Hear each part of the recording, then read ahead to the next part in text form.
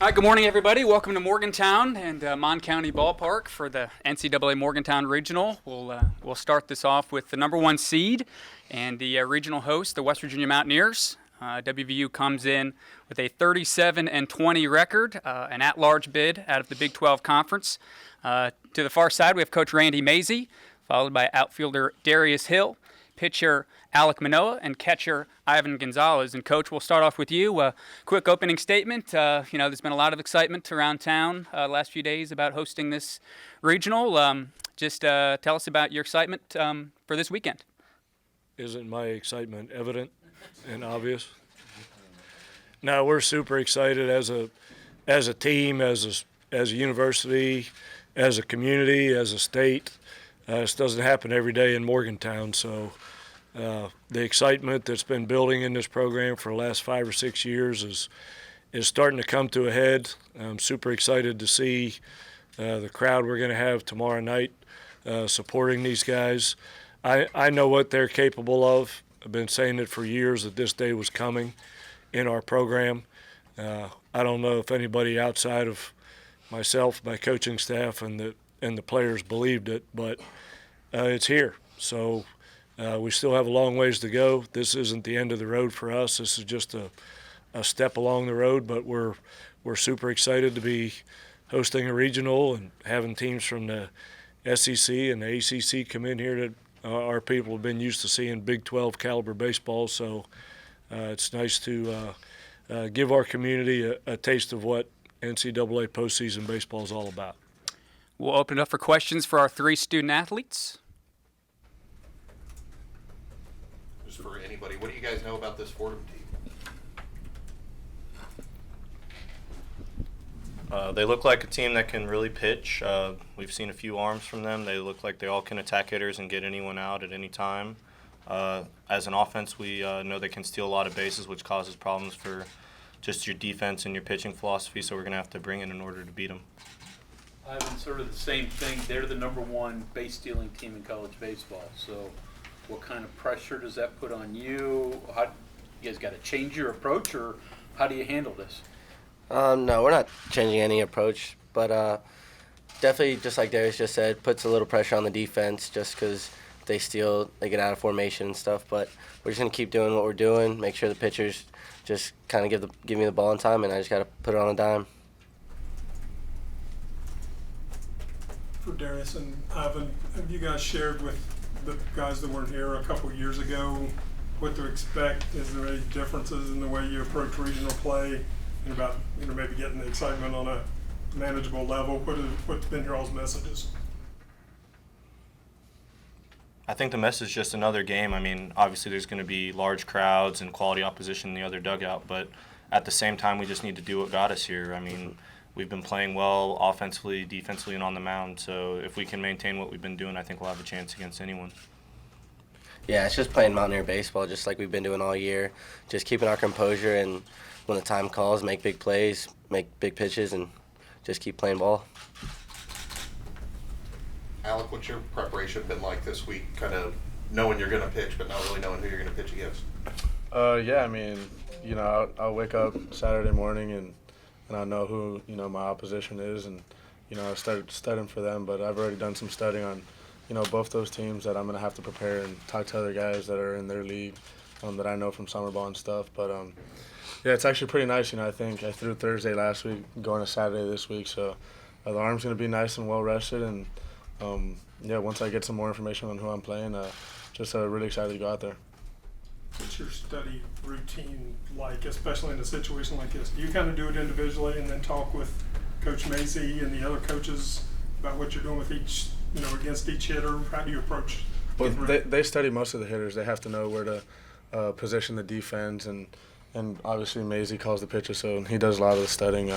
I just like to take a look at the hitters, kind of put a name to the face, kind of get an idea of what I want to do to them before I get out there. So it's not going too much in depth with the studying.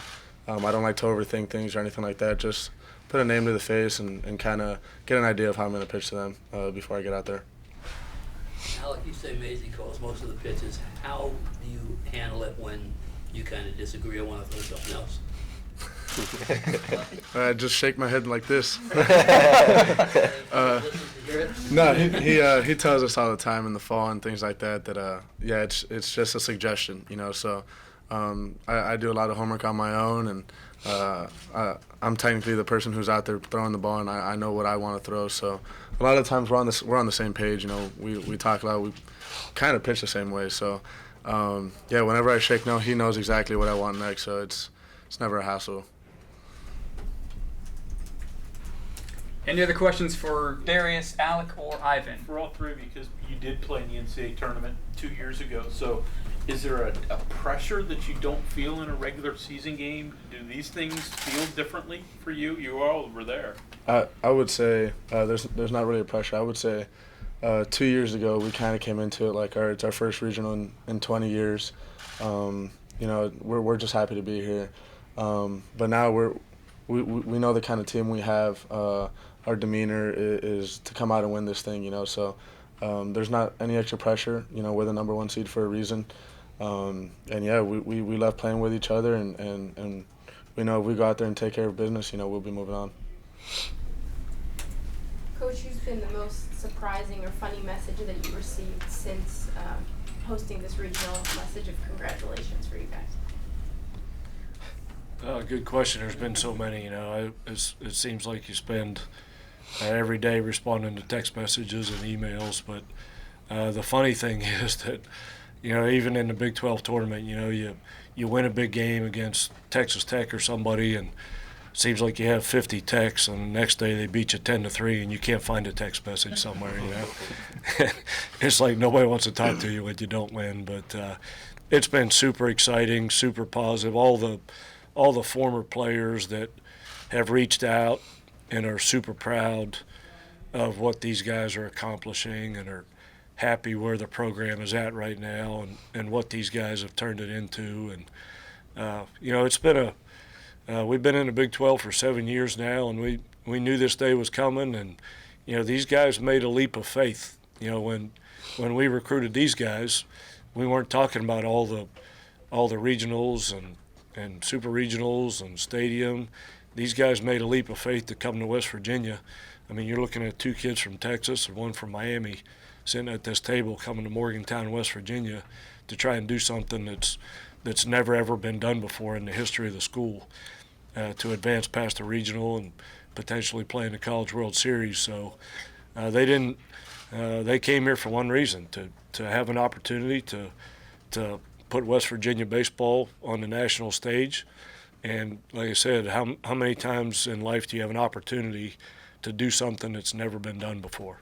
And that's what these guys did, and took a leap of faith, believed in the coaches that were recruiting them and talking to them, and came here and did exactly that, put West Virginia baseball on the national stage.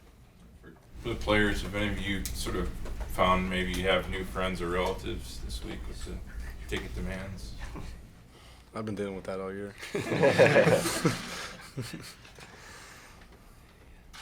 See? Nothing for me, just Do all three of you have family coming in for this? Yeah. yes, mom and dad. Any other questions for the players?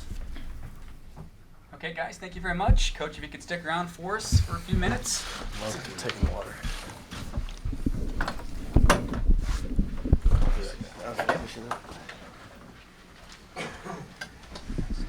Questions for Coach Mazey?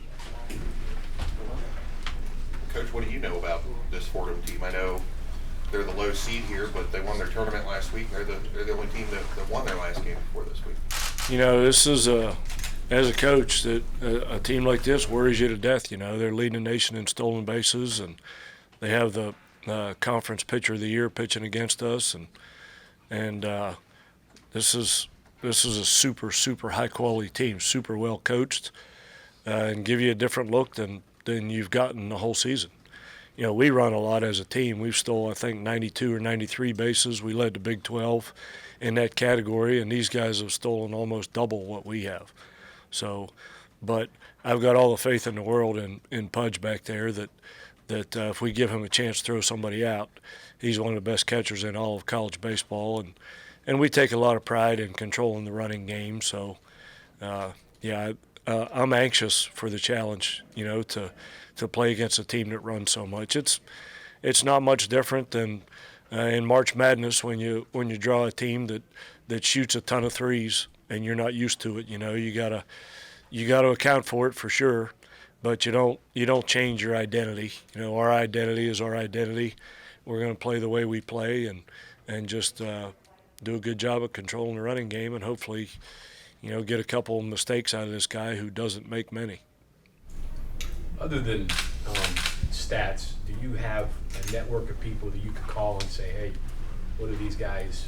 You know what I mean? Is there anything you can go on besides what you see from the stat sheet? Yeah, did somebody bring their phone in here? That's me. Excuse me, it's my wife. She can wait. Off the record. No, these days with technology, we can literally watch just about every game they've played on video, and we get a lot of our scouting stuff for that. It's amazing the work that my assistant coaches put into watching video, and like AK said, I'm the guy calling the pitches, so I watch a lot of video too, and so you get a much better idea these days than in the old days when you had to call around and talk to the people who played against these guys. But I think we've got a really good feel for who they are, and that's why it worries you a little bit because, watching them on video, you know how good they are. What goes into deciding how you're going to set up your pitching rotation? And you talk about these are quality teams, anybody's capable of beating you. Is that a kind of an agonizing if-or thing? We kind of we felt like this day was coming, that we were going to play in a regional for the last 2 or 3 weeks, how we were playing down the stretch. And, Nick Snyder's been so good in the midweek games for us, and his turn in the conference tournament fell on Wednesday. He threw the first game down there. So we rolled him out there in the Big 12 championship game on limited pitch count. So we prepared him to pitch this game for the last 2 or 3 weeks, and I've got all the faith in the world in Nick Snyder. I wouldn't be sitting at this table if it wasn't for Nick Snyder. So he's going to get the ball, and I feel really good about him going out there. Is that different if you're like in other years when you were a 2 seed or maybe a 3 seed or whatever? Is it different depending on where you are coming in? Yeah, the thing you got to be careful of is you don't want to go through a tournament like this and not use your best guys. A lot of people get caught up trying to save a guy for a particular team or particular game, and all of a sudden the tournament's over and you didn't even use them. So to win a regional, you got to win one game at a time, man. So we're gonna throw our best bullets at them in game 1, and whatever happens, we'll see what game 2 brings. I assume Alec is 2. Is Cade going to be 3? We don't know that yet. Again, we don't want to save somebody for a game that might not exist. So we're going to try and win them one game at a time. If we have to bring Cade in to win game 1 in relief, we'll do it, and he knows that. How important was it for Nick to kind of get back on track in that game Sunday after not his best outing to open the tournament? Super important. I think that was part of the reason why we started him in the championship game, because he had been so good all year, and you kind of felt like he hit a speed bump against Kansas down there in the conference tournament. So to get him back out there, a small mechanical adjustment that he made to get back on track, it was super important for him to throw really good against Oklahoma State, which he really did. I think he struck out 7 in 3 innings against one of the best offensive teams in the country. So that was good for his confidence and mine. How did he respond, Randy, throwing Wednesday and then again on Sunday? I mean, obviously looked great Sunday. Yeah, he's awesome. His preparation, his routine, he's a guy that can do that. He's gonna his day's coming in professional baseball where you have to pitch more than once a week. You don't get 7 days rest normally in professional baseball, and he is more apt to handle that than most people because his arm recovers really, really well, and that's a credit to his preparation and what he does post-game and his mental preparation. He's a guy that's super capable of doing that. What do you think has been the biggest factor in him making the jump that he has from last year to this season? Just letting him be Nick Snyder. It's when I played college baseball, I played for a guy named Bill Wilhelm at Clemson and coached for Coach Wilhelm. He was my mentor in this business, and his philosophy was to recruit great athletes, teach them how to play the game, but don't overcoach them and stifle their athleticism. And so I make sure that none of myself or none of my guys are the little guy standing on the shoulder of every player talking to him between every pitch and every at-bat. So we just let Nick be Nick, man. Just go do what you do, and made some suggestions here and there with him, but just don't overcoach him. He's a special talent. He's got a great arm. He's got a great routine, and he just has to be Nick, and that's what we allowed him to do. Time for a couple more questions for Coach. You mentioned earlier this week how comforting Ivan was as a catcher. Speak to that a little bit. What is it about him that makes you so comfortable with him behind the plate and how he handles pitchers and what he does? Yeah, our catching philosophy at West Virginia is it's your job to make sure the pitcher throws good that day, and that's what he does. When we recruited Pudge, you see the same pitcher throw to two different catchers, and the day he throws the best, it's usually because of the catcher. And he was a special catcher from the day we saw him and the day we recruited him, and just a special personality, great energy.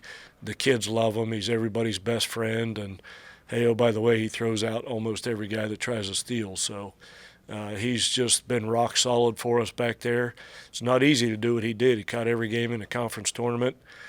Caught 2 games in one day, and that wears on you over time. So you got to try and manage his rest as much as you can. And sometimes you'll see Pudge, if he hits a fly ball to center field, he's not running 100% from home to first like Brandon White or somebody would, but Pudge has earned that right over his career.